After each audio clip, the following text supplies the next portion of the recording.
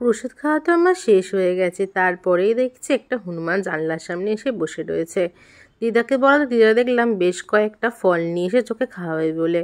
প্রথমেই যেহেতু ওরাতে কলাটা দেওয়া হয়েছে তার জন্য মনে হচ্ছিল লেবুটাও খাবে না, কিন্তু পরে দেখলাম যে ও লেবুটা খাচ্ছে। দিদা আমাকে বলছিল আমার দেরি হয়ে যাচ্ছে, অনেক কাজ আছে, তুই লেবুটা ওকে দিয়ে দিস।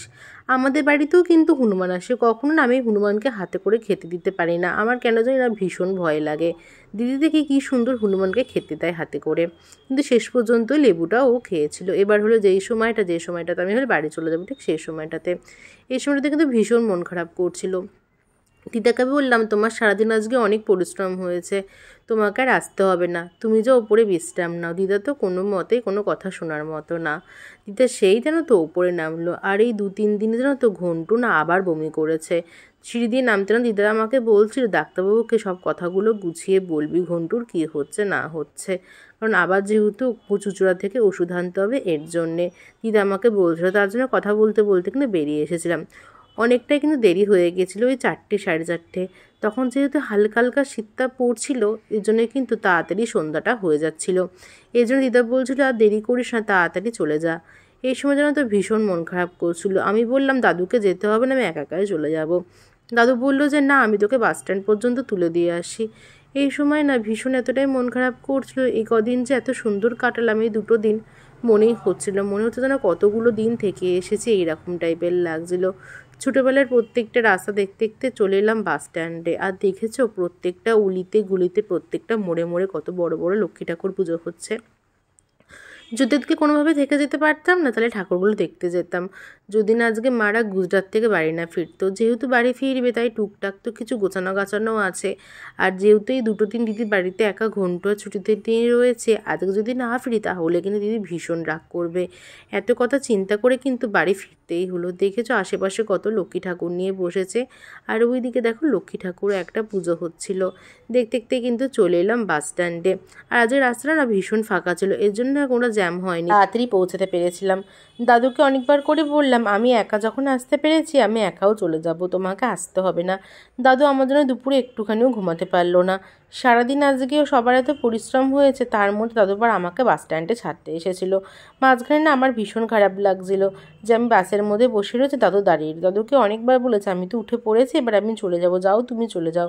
দাদু কোনো মতেই যাচ্ছিল না, বারবার করে জিজ্ঞেস করছিল কখন এই বাসটা ছাড়বে, একে ওকে জিজ্ঞেস করে করে আসছিল।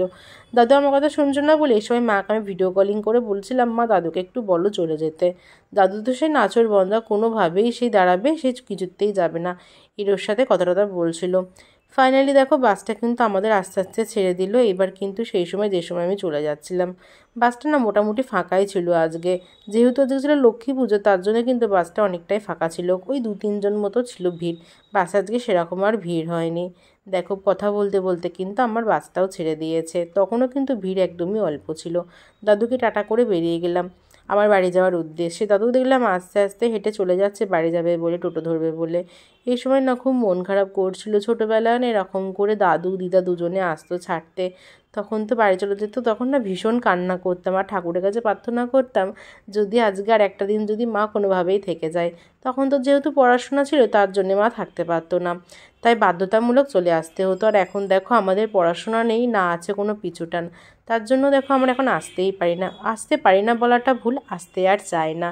এই যে বাড়িতে এতগুলো সদস্য, ওনাদেরকে আবার টেনে টেনে আনা, জিনিসপত্র গোছানো, এইসব ভেবেই না আর আসা হয় না। দাদু দিদা মামামণি খুব চায় আমরা ওদের বাড়িতে যাই, কিন্তু কোনোভাবেই না সব কিছু ম্যানেজ করে আমরা যেতে পারি না। তার জন্য কিন্তু দাদু দিদা মামামণি সবাই ভীষণ রাগ করে। কথা দিয়েছি এবারে শীতে একবার হলেও সবাইকে নিয়ে যাব। জানি না দেখি এবার পরিস্থিতি কেমন হয়, তারপরে তো বিএসসির জন্য শুরু হয়ে যাবে, তখন ঠিকঠাক করে যেতে পারবো কি না তারও একটা চিন্তা। যাক কী হয় না হয় পরে তোমরা অবশ্যই দেখতে পারবে। দেখো কথা বলতে বলতে কিন্তু নৌকাতে উঠে পড়েছে আর বাড়িও চলে এসেছি। দিদি ফোন করে বললো মিও মোড়ে কিছু টুকটাক খাবার আনার কথা, সেটা একটু নিয়ে যাচ্ছিলাম। আর গুড্ডি যেন তো আমাদের বাড়িতে বেশ কয়েকদিন ধরে আসছিল না। দেখেছো মিও মরে গেছে, পিছু পিছু আমার গন্ধ পেয়ে চলে গেছে, কিন্তু এতবার করে বললাম বাড়ি ঢুক বাড়ি ঢুক, বাড়ি আর ঢুকলো না। দেখো ফাইনালি ছুটি আর গুন্টুর সঙ্গে দেখা হয়ে গেছে। ও ওরা কিন্তু এই কদিন দেখতে না পেয়ে কেমন লাফালাফি করছে, কদিন বলতে ওই তো মাঝখানে একটা দিন এমন করছে যেন আমি 1 বছর পর এলাম। জানো তো এখন না ঘন্টুর না ভীষণ একটু খারাপ অভ্যাস হয়েছে, আমি যদি এরকম করি বা কেউ বাড়িতে এলে যদি ছুটি এরকম করে, ছুটিকে না মারামারি করে শুইয়ে দেয়। এর জন্য দিদিকে ডাকছিলাম, দিদি তুই একটুখানি ছুটিকে ঘরে ঢোকা, নাহলে ঘন্টু আবার কিছু না এমনি বেফালতু ছুটিকে মারবে। তাই দেখো দিদি ওই মাঝখানে না ছুটিকে টেনে নিয়ে ঘরে ঢুকিয়ে দিচ্ছিল। যাক, ভিডিওটা কিন্তু অনেকটাই বড় হয়ে গেল, ভিডিওটা তাই এখানেই শেষ করে দিলাম। দেখা হবে অন্য কোনো ভিডিও, ততক্ষণের জন্য টাটা।